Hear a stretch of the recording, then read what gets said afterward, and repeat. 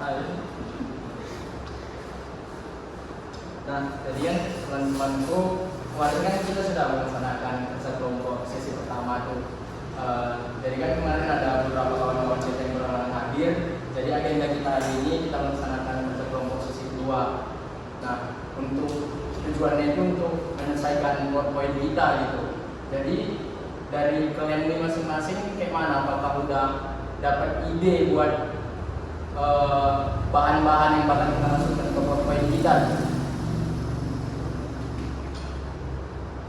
Sedikit kemarin kan dari hasil pertemuan pertama itu kita udah bahas sedikit, ada beberapa poin-poin yang mungkin agenda bisa baca ya, jadi kita tinggal cari aja. Ada beberapa poin yang udah di sharing sama kita udah tentuin kan. Sebenarnya sebelumnya kemarin kayak gini sih, karena kan kemarin kita itu dikasih bapak tuh tentang materi kasus sarung tenun goyor gitu kan. Tapi di format penugasan bapak itu bapak ngasih kayak legal standing, pihak-pihak terkait, baru keputusannya nah gitu. Kemarin kan kita, Rifa, Lala sama Sultan itu udah nyari ini buat teman-teman yang datang. Ternyata untuk tugas kita sendiri itu kita nggak nemuin kasus tuh di dalam. Iya, kita udah cari di Google atau dimana tuh nggak ada kasusnya. Jadi kita nemuin satu masalah tentang proses pendaftaran hak cipta sarung tenun goyor itu sendiri. Nah, jadi kan kemarin kami udah kerja kelompok nih berempat. Jadi kami dapat poin-poin kayak seperti misalnya pengertian hak kekayaan intelektual dan dasar hukumnya. Baru yang kedua adalah sejarah perkembangan kerajinan sarung tenun goyor itu sendiri. Kemudian adalah pengertian hak kekayaan intelektual, yaitu indikasi geografis, karena yang kami temukan itu sarung tenun goyor itu pendaftaran hak ciptanya itu tergolong dalam indikasi geografis karena dia setahu yang kami dapatkan itu usaha komunal gitu kan. Kemudian ada dasar hukum indikasi geografis di undang-undang mana dan pasal berapa. Lalu selanjutnya indikator suatu produk bisa didaftarkan ke kategori indikasi geografis itu produk yang bagaimana. Kemudian bagaimana cara mendaftarkannya produk itu ke indikasi geografis gitu, mengajukannya ke lembaga hak cipta gitu. Nah itu kan udah kita bahas juga di grup kemarin. Jadi apa udah ada yang dapat pembahasan terkait masing-masing bahan ini gitu?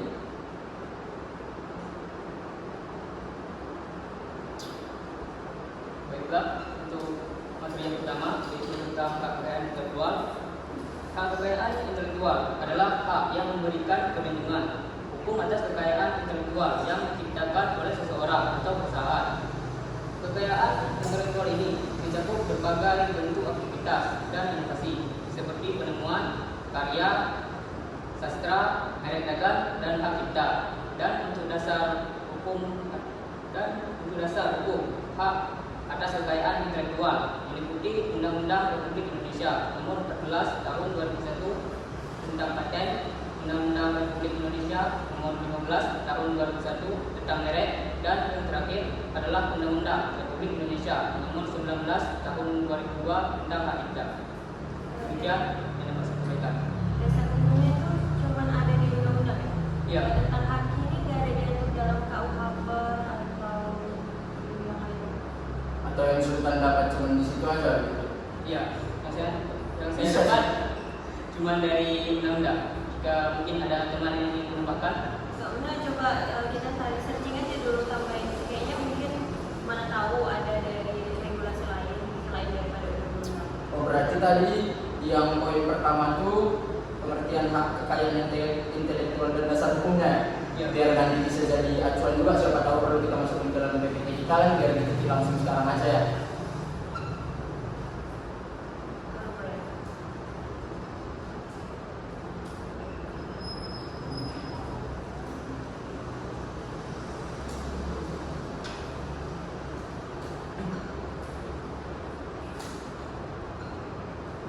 Tapi bagus juga sih itu yang dibilang Sultan tadi.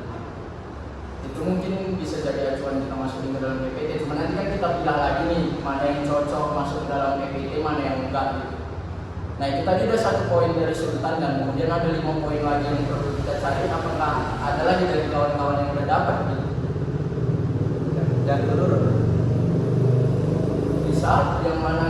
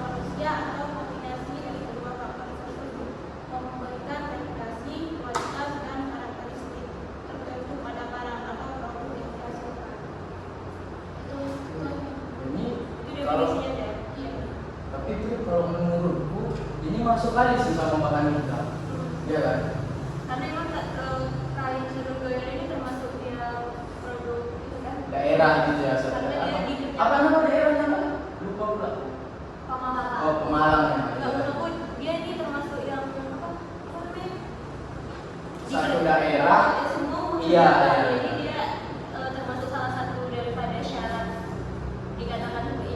Indikasi Indikasi geografis, ya. itu syaratnya salah satunya itu. Dia masuk dalam kategori itu lah ya. Karena kan pada awalnya kita juga bingung tuh, pada awalnya yang kami berobat di Kelompok itu kan bingung antara sarung ini masuk ke paten, ke hak cipta yang mana gitu. Tapi bagus sih yang diajukan itu indikasi geografis. Ternyata lumayan memuat ke poin itu. Berarti itu bisa kita masukin lah ya sebagai ide PPT kita ya. Kan ada di definisinya ada. Kalau yang dasar hukumnya ada. Kayaknya aku udah satu bulan itu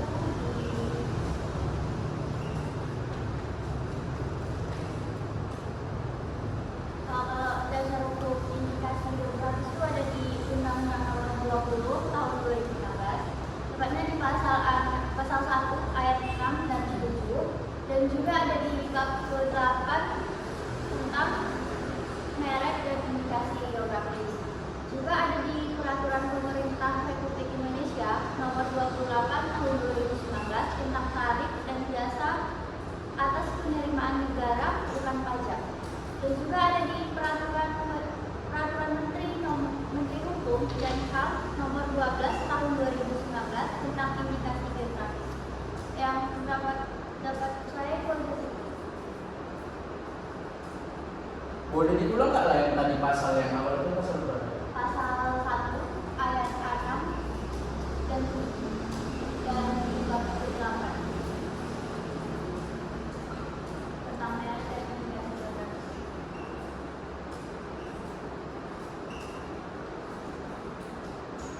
Oh berarti itu dasar hukum indikasi geografis itu sendiri ya? Ya. Berarti emang untuk khusus kayak jalur Goyer ini kita fokuskan ke indikator geografis. Iya. Karena kan memang itu yang paling nyerempet ke bahan kita ya. Berarti bisa nggak sih? Tadi kan ada poin yang disampaikan tentang syarat dia dikatakan sebagai indikator geografis. Iya, iya. Bisa ya, Pak? Ya, aku ada sedikit. Di sini ada dikatakan bahwa agar suatu produk dapat dikatakan berpotensi sebagai produk indikator geografi, maka harus memenuhi dua syarat, satu objektif dan satu lagi subjektif. Syarat objektif itu berarti dia terkait dengan bendanya, apakah produk tersebut layak dikategorikan sebagai indikator geografis atau enggak. Itu berarti dinilai acuannya di sini dikatakan bahwa sebagai tolak ukur apakah produk tersebut dikatakan berhasil atau layak sebagai produk indikasi geografis atau tidak. Syarat-syarat itu salah satunya adalah bahwa pemilik indikasi geografis antara lain harus memiliki sistem manajemen yang kuat dan efektif, kualitas produk yang prima dan terjaga konsistensinya dengan baik, itu sistem pemasaran yang termasuk promosi yang kuat, mampu memasuk kebutuhan pasar dalam jumlah yang cukup secara berkelanjutan, dan kemampuan menegakkan ketentuan hukum terkait dengan indikasi geografi. Kemudian terkait dengan syarat subjektifnya, berarti syarat subjektif itu kan berarti orangnya. Iya. Berarti dia tentang siapa sih yang boleh mendaftarkan produk Produknya. tersebut jadi indikasi geografi gitu kan. Di sini kita mengacu pada undang-undang pada pasal 53 Undang-Undang Merek dan Indikasi Geografi bahwa Pasal berapa? pasal 53. ayat 1, ayat 2, ayat 3 dan ayat 4. Ada dua syaratnya, yaitu salah satu pihak yang ikut serta dalam proses pembuatan itu. Kain tenun Goyer ini kan fokusnya di Papawan. Ya. Berarti satu orang aja yang punya produksi itu udah bisa melaporkan Oh berarti nggak harus semua pengrajinnya nih? Nah, salah satu aja, tapi Oh, dengan atas jadi nama untuk desa daerah itu. tersebut gitu. Atau pemdanya, pemerintah daerahnya. Itu sih, kalau proses pendaftarannya belum dapat, mungkin ada ya. Ya, proses pendaftaran indikasi geografis itu yang pertama persiapkan dokumennya, yaitu kumpulkan informasi lengkap tentang produk atau barang yang akan didaftarkan, termasuk asal geografisnya, karakteristik khas dan bukti-bukti yang mendukung. Yang kedua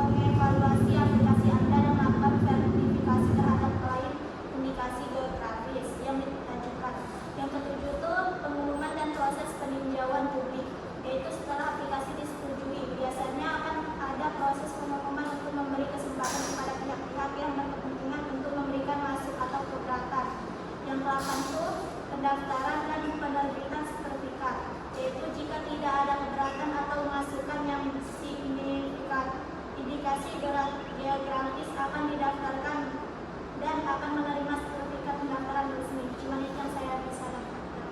Berarti ada 8 langkah ya. Tapi sedikit deh, aku baru tahu kalau pendaftaran hak paten ini ada apa sih? Media sosial apa? Ada bisa. Dari yang ada kebaca semalam ya, karena dia juga untuk bahan kita kan, ternyata dia bisa mendaftar lewat aplikasi, nggak harus, iya nggak harus mendaftar langsung ke kantor terkait gitu. Tapi lupa pula tuh nama aplikasinya apa, mungkin nanti bisa kita lihat lagi. Yang menyediakan kita mengajukan permohonan itu ke siapa kalau tentang paten? Kalau setahuku ke Kemenkumham, kalau nggak salah semalam itu aku baca. Ya. Iya ya Kemenkumham ya. Kemenkumham juga menyediakan prosedurnya, kayak menurut itu memang ada prosedurnya. Itu terdapat di pasal UPP nomor 41 tahun 2000. Oh berarti ini prosedur pendaftaran dari Kemenkumham sendiri. Ada di mana tadi tuh? Di PP nomor 41 tahun 2007, yaitu tentang ketentuan mengenai tata cara pendaftaran indikasi geografis. Tapi justru kan yang aku cari tentang syarat tadi, syarat suatu produk dikatakan sebagai indikasi geografi itu tadi kan ada syarat objektif dan subjektif. Syarat objektifnya itu salah satunya itu kan dia harus Dan pelan-pelan justru kan nggak dengar suara. itu syarat objektifnya itu salah satunya dia harus didaftarkan kan. Syarat itu diaturnya di dalam diatur oleh Direktorat Jenderal Kekayaan Intelektual. Oh berarti mungkin antara Kemenkumham dan Direktur Jenderal Kekayaan Intelektual bekerja sama gitu mungkin dalam pendaftaran indikasi geografis ini. Ya, ini juga ada disebutkan kan bahwa permohonan dapat diajukan kepada Direktorat Jenderal Kekayaan Intelektual dan amat. Semua ada. Atau mungkin malahan ada 2 langkah, dia bisa ke Direktorat Jenderal KKI, bisa ke Kemenkumham. Atau dia kayak kamar gitu masih kayak kamar-kamar kan tahu kalau pengadilan kalau dia kan ada kamar-kamarnya ada pengadilan ada gitu kan. Jenis-jenisnya Mungkin gitu. ini hal termasuk bagian daripada wewenang Kemenkumham tapi khusus untuk Direktorat Kekayaan Intelektual mungkin gitu sih. Berarti membawahi dia modelnya. Kayak Ini kita garis bawahi dulu berarti Kemenkumham. Nanti ketika presentasi ada yang nanya kita bisa diskusi lagi. Karena terbatas kita informasi.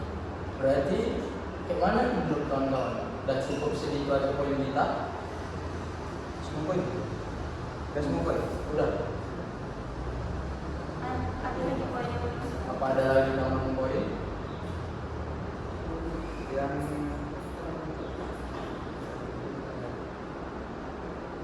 Karena butuh banyak referensi juga kan untuk langsung. Ada sedikit. Kita nggak ada bahas kan kita fokusnya ke gaya tenun goyor.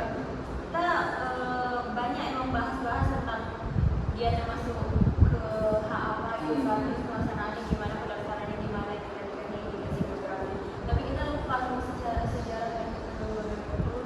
Oh iya. Itu nanti bisa jadi pertimbangan ya.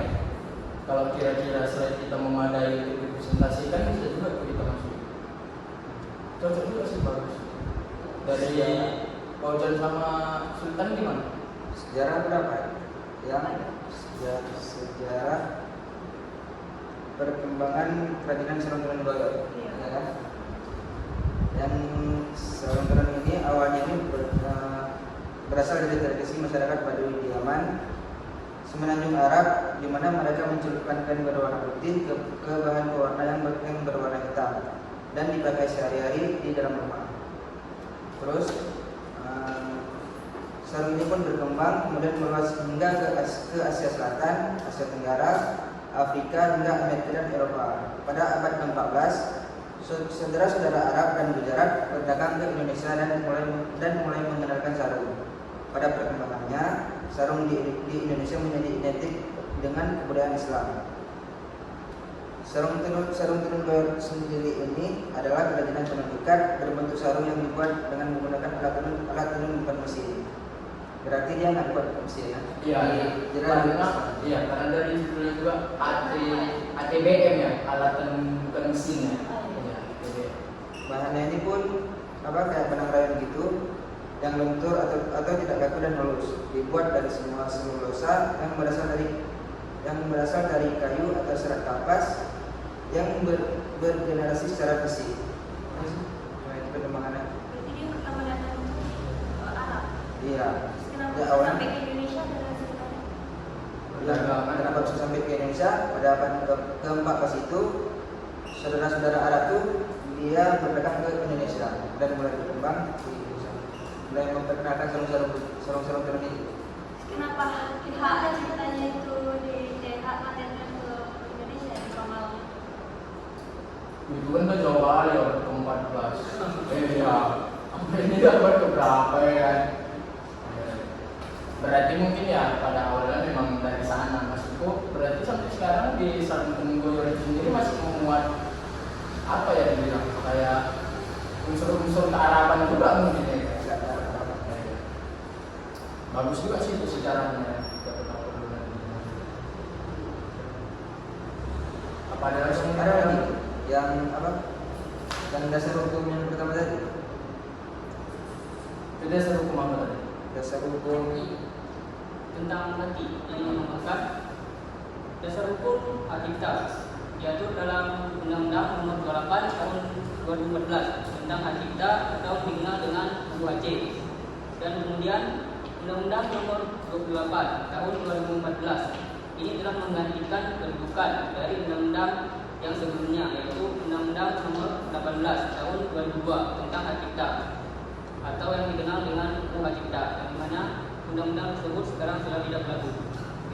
Oh. Berarti sudah ada undang-undang barunya. Karena kan mengapa juga penting kita sebut tentang hak cipta? Karena ya kita sendiri masuk ke MK kayak intelektual gitu ya. Ada lagi yang kita mau ngomong? Habis ya? Jadi yang terbaru undang-undang nomor 28 Tahun 2014. 2014. Ada yang keluaran terbarunya lagi yang lebih baru, Undang-Undang Nomor 20 Tahun 2016 tentang merek dan indikasi berlaku.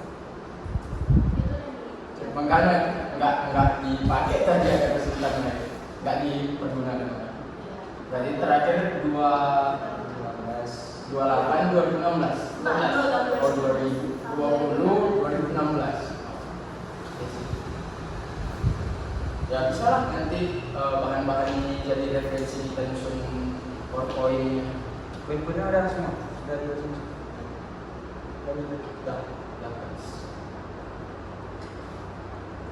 Dah. Berarti kita tutup aja diskusi kita pada hari ini. Oke. Terima kasih telah datang berdiskusi. Semoga penyusunan PPT kita lancar dan kita lanjutkan diskusi lagi. Nah mungkin kita diskusi di grup perihal pembuatan PPT aja.